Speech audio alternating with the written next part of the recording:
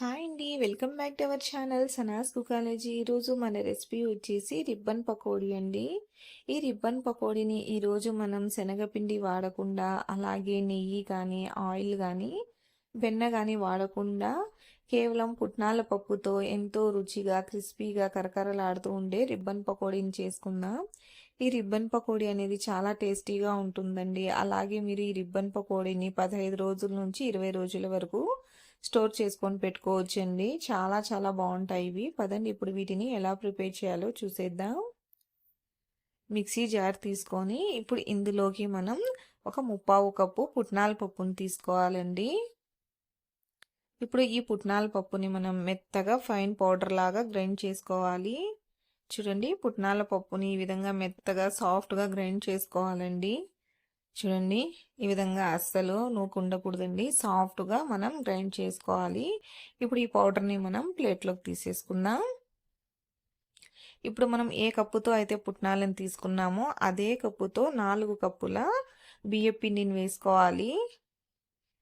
ఇప్పుడు ఇందులోకి రుచికి సరిపడా ఉప్పు, రుచికి సరిపడా కారం వేసుకోవాలండి. నేనైతే 1½ టేబుల్ స్పూన్ వేసుకుంటున్నాను. ఇప్పుడు ఇందులోకి ఒక 2 టేబుల్ స్పూన్ల వాముని తీసుకోవాలండి. వాముని కొంచెం ఈ విధంగా చేతులతో క్రష్ చేసుకొని వేసుకోండి. ఇప్పుడు ఇందులోకి ఒక 2 టేబుల్ స్పూన్ల నువ్వుల్ని కూడా వేసుకోవాలి. నువ్వుల టేస్ట్ అనేది చాలా బాగుంటుందండి. ఇప్పుడు దీన్ని ఒకసారి బాగా మిక్స్ చేసుకుందాం. అన్నీ బాగా మిక్స్ అయ్యే విధంగా మిక్స్ చేసుకోవాలి. చూడండి, ఈ విధంగా అంతా బాగా మిక్స్ చేసుకున్నాక ఇప్పుడు మనం ఇందులోకి సరిపడా వేడి నీళ్ళని పోసుకోవాలి. వేడి నీళ్ళని పోసుకోవడం వల్ల మన రిబ్బన్ పకోడీ అనేది చాలా క్రిస్పీగా వస్తుందండి. పిండి అనేది వేడిగా ఉంటుంది కాబట్టి ముందుగా మనం ఈ విధంగా గరిటెతో కొంచెం కలుపుకోవాలండి. సరిపడా వేడి నీళ్ళని కొద్ది కొద్దిగా పోసుకుంటూ కలుపుకోవాలి. చూడండి, పిండి అనేది కొంచెం చల్లపడిందండి. ఇప్పుడు మనం దీన్ని చేత్తోనే కలుపుకుందాం. దీన్ని మనం సాఫ్ట్గా కలుపుకోవాలండి. చపాతీ పిండి ఎలా కలుపుకుంటామో అంతకన్నా ఇంకొంచెం సాఫ్ట్గా పిండిని అనేది మనం కలుపుకోవాలి. చూడండి, ఈ విధంగా బాగా కలుపుకోవాలండి పిండిని. పిండి కన్సిస్టెన్సీ చూడండి, ఈ విధంగా ఉండాలండి. సాఫ్ట్గా చపాతీ పిండి కన్నా ఇంకొంచెం సాఫ్ట్గా పిండి అనేది ఉండాలి. ఈ విధంగా కలుపుకున్నాక ఇప్పుడు ఇంకొంచెం పిండిని తీసుకుందామండి. మనం జంతికల గొట్టంలో సరిపోయే పిండిని తీసుకొని ఈ విధంగా బాగా ఇంకొకసారి మిక్స్ చేసుకోవాలి. చూడండి, ఈ విధంగా మిక్స్ చేసుకొని పెట్టుకోవాలండి. ముందుగానే మనం ఒక 2-3 వాయిల్కి సరిపడా పిండిని ఈ విధంగా కలిపి పెట్టుకుందాం. ఇప్పుడు ఈ విధంగా రిబ్బన్ పకోడీ ప్లేట్ని తీసుకోవాలండి. ఈ విధంగా ఉంటుంది పకోడీ ప్లేట్ అనేది. ఇప్పుడు జంతికల గొట్టంలోకి దీన్ని ఈ విధంగా సెట్ చేసేసుకోవాలి. ఈ విధంగా సెట్ చేసుకున్నాక ఇప్పుడు ఇందులోకి మనం సరిపడా పిండిని పెట్టుకుందాం. ఈ విధంగా పెట్టుకొని గొట్టాన్ని మనం ఈ విధంగా రెడీ చేసి పెట్టుకోవాలి.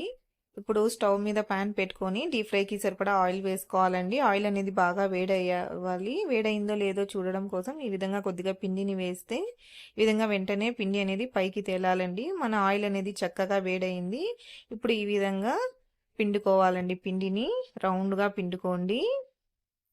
విధంగా పిండుకున్నాక వెంటనే మనం దీన్ని కలపకూడదండి. కొంచెం నురగ తగ్గేంత వరకు దీన్ని ఇలాగే ఒకవైపుకి కాగనివ్వాలి. హై టు మీడియం ఫ్లేమ్లోనే వీటిని మనం ఫ్రై చేసుకోవాలి. నురగ అనేది తగ్గిందండి.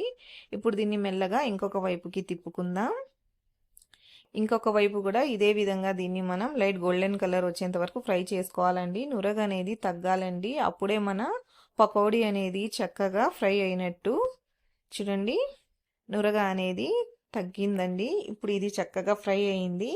ఇప్పుడు మనం దీన్ని ఆయిల్లో నుంచి తీసేసుకుందాం. చూడండి, ఎంత చక్కగా లైట్ గోల్డెన్ కలర్లో మంచిగా ఇది ఫ్రై అయింది. ఇప్పుడు దీన్ని మనం తీసి పక్కన పెట్టేసుకుందాం.